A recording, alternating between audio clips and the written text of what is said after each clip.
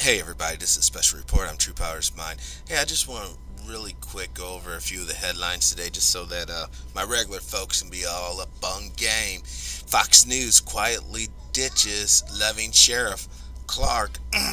Let's see what Grace has to say about this. For years, Sheriff David A. Clarke was a fixture on Fox News, raging against Black Lives Matter, reportedly neglecting his duties as sheriff, and owning libs at every corner. Nowadays, the firebrand Trump ally and ex-Milwaukee sheriff isn't welcome on Fox anymore, the Daily Beast has learned. The one-time Fox News regular, who was previously considered for different senior posts in the Trump administration, was effectively banned last year by the network, according to two sources familiar with the situation.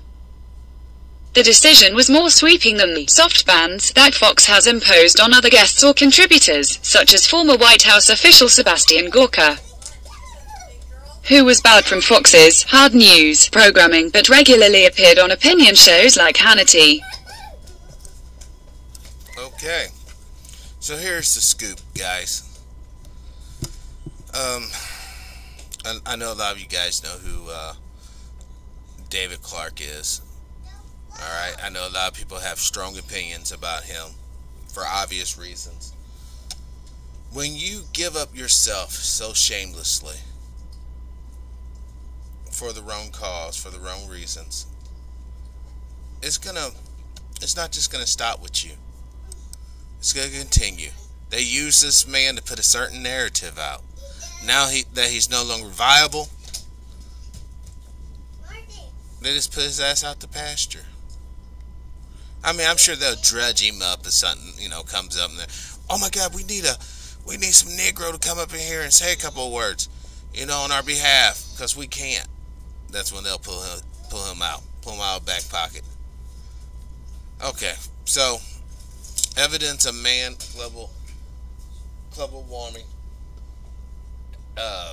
We got Arizona Republicans want more kids to get measles. Want more kids to get measles. Let's look at this. We're drawing the headlines from another. Now this is coming from NPR. Arizona legislator mule bills to weaken vaccination requirement.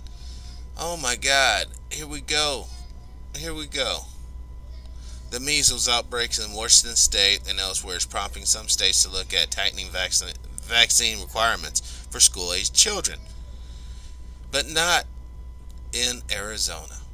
Well, probably because Arizona subscribes to the notion of freedom. Unfortunately for Arizona, a lot of times it's representative in, I guess, hate groups and haters in general opening up shop out there and doing wicked things in the name of freedom and independence and liberty. But at the end of the day, if you don't have control over your own children, you damn sure don't have control over your own bodies, men. Now, women, you got the right to kill babies. Alright, cool. But what about the sperm that makes the baby a baby? That comes from the man's body, right? So he has no say-so, obviously. But that's a totally different topic, so let's stay on topic. Supporters of the controversial bill being considered in the Arizona Capitol says they are not anti-vaxxers. As we all know, anti-vaxxers is a very, very bad word. Alright, so that's what it is. Research and a court case makes danger of climate control change clear. Okay. So, climate control, guys, in mainstream media, 9 times out of 10, is code word for Agenda 21. Agenda 21 is a plan that was written up by the UN to strip all nations of vital resources, thus making it possible, I'm totally paraphrasing the whole thing, but thus making it possible for the one true world government to rise up. Boom, there it is. Second, patient cured America to Donald Trump, you're fired. Oh, Jesus. Let's look at the little pansies and see what they're saying now. This is Dear Donald, we're letting you go. America's final letter to Trump. Now, this is an opinion piece, okay? Well, let's just. I'm glad it's muted. But this is coming from Robert Reich, news columnist and chancellor professor of public policy at University of California, Berkeley. Well, go figure.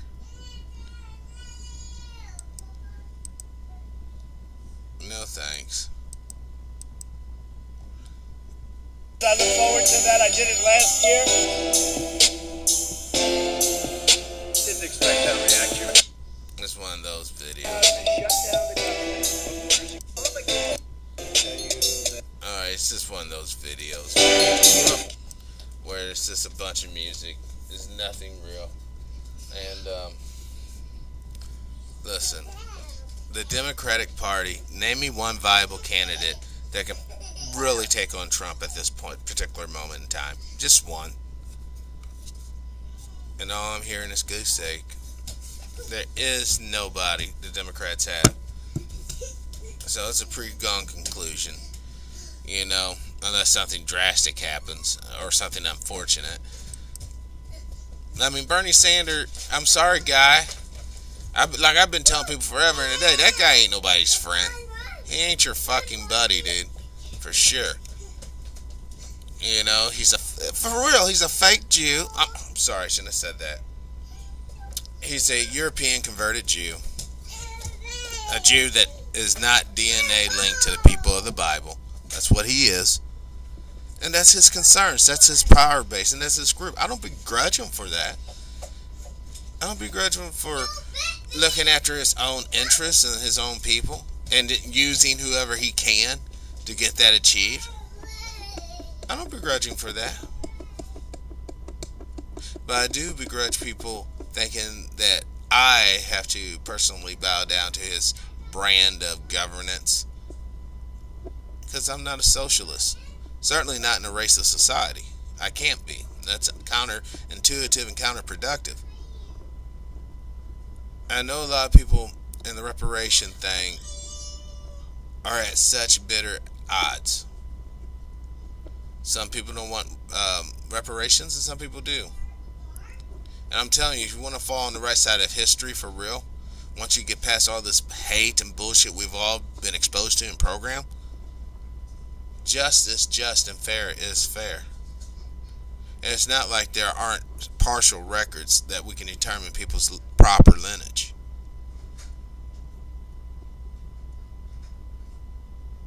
Not even going that far, even to the 50s or 60s. Aren't there bank records and we can see people who were denied loans? If nothing else, give all those people who actually tried to apply for a loan, had a practical business model or not, and give them that loan amount at the bare minimum. If they have descendants, if they're already deceased, then break it down and give it to their kids. Because the main issue that you always hear from anti-reppers, well, there weren't really slaves. They weren't physically held in captivity, blah, blah, blah. But there was ramifications for being of the melanin nation. Still today. And reparations will be a part of the healing process. See, cops will be less apt to shoot a person if they know that person has family members that could go and get an attorney, bring them to light. Haters, in general, will be less likely to talk smack about you if you're not living in a third world situation. Some sort of trailer park ghetto or something. Reparations, and not only just reparations, but security. Black folks should also have the ability to go to some uninhabited part of the country, perhaps even the so-called federal state parks. A portion of that should be given, and they can make a neighborhood, a city, a town, another big Black Wall Street this time. Not little, but big. But see, when you say things like that, oh, you're so divisive. That's not what we're about. We want to come together. But I'm telling you, there's no coming together with people with hate in their heart. For real. There is no coming together.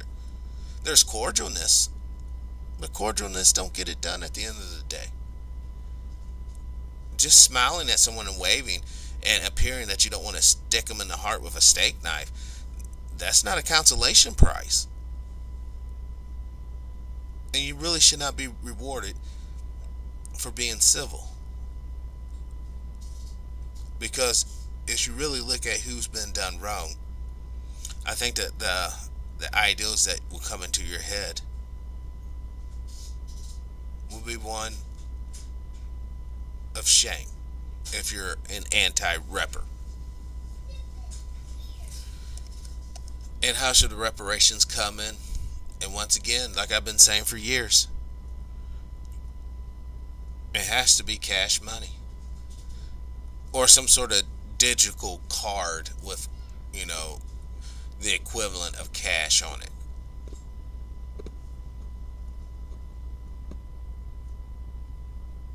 And there also has to be legislation in place that as soon as this happens, there can't be price hikes.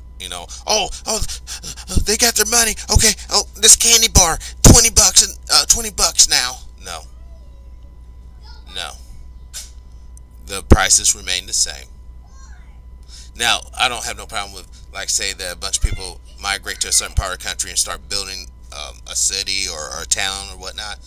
Prices goes up naturally, as it always does with development. Zero problems with that. But I have zero problems with suddenly reparations are given out on Tuesday and on Wednesday in the cities, in the suburbs, in any area where black folks are any sufficient numbers. Gas goes up to $20 a gallon. Food goes up. You want to get a hamburger, that's $30. Because everybody should get $2.3 million cash money. $2.3 million. I'm putting the price on $2.3 million. And do what you want to do. If you want to go out and buy all the Jordans, you can buy a ton of Jordans for $2.3 million. You want to open up a little business, or a few people come together and open up some sort of financial co-op for the others, like the immigrants or anybody that didn't receive reparations, so that they can get funding. You can become the new money tree. Go for it. But if you don't take this issue serious, which I pretty much know that you won't, and I'm just throwing these ideals out here because I sincerely feel them, and they could be practical and useful in the greater society, and useful for truly mending this nation and us becoming a unified people underneath the U.S. Constitution. But seeing how you're just going to joke this on through, I hope when the flames are lit and the place is burning down, you remember True Power tried to warn you. I tried to tell you what to do to avoid it. But you laughed me off. I knocked at the door. There was no answer. I knocked at the door again. Still no answer. So I gotta go, y'all. I gotta go. Keep that in your mind. Keep that in your hearts. As always, this is a special report short. Thank you all for watching. Live your life with integrity, without hate, envy, or greed. And as always, let's try to be kinder to each other. Peace.